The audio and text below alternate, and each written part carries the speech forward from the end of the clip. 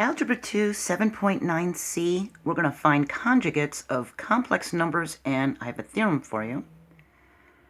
We're racking up our videos for Chapter 7. If you become lost or confused during this one, my advice is to go into this description and find the videos you've missed to fill in those empty spaces of your knowledge, and then maybe when you come back to this one, you'll understand a little bit more. The conjugate of a plus bi is a minus bi, and vice versa.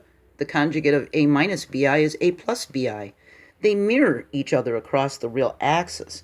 And we can find the conjugate of 3 plus 4i as 3 minus 4i. Isn't this easy? So we can easily find the conjugates. Negative 4 minus 7i, the conjugate would be negative 4 plus 7i. 5i can be thought of as 0 plus 5i, and the conjugate is 0 minus 5i.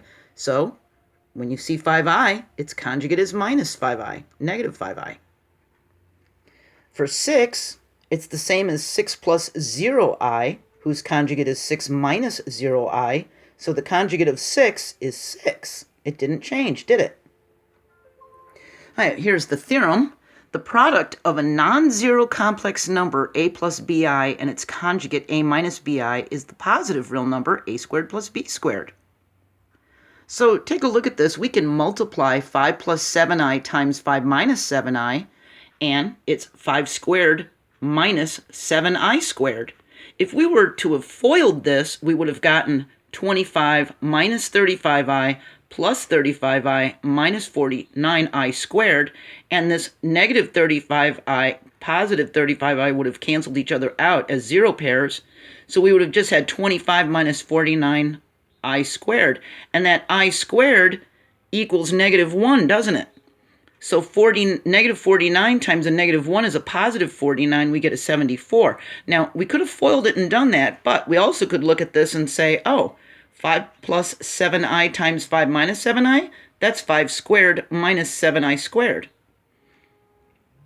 That gives us 25 minus 7 squared I squared, which is 25 minus 49, negative 49. See, times that negative 1 is going to make the positive 49, just like we did over here. See? We combine the like terms. So take a look at this. This is going to be just like the theorem. We have a plus bi times a minus bi. That gives us a squared minus bi squared. That's a squared minus b squared I squared. That I squared is a negative 1.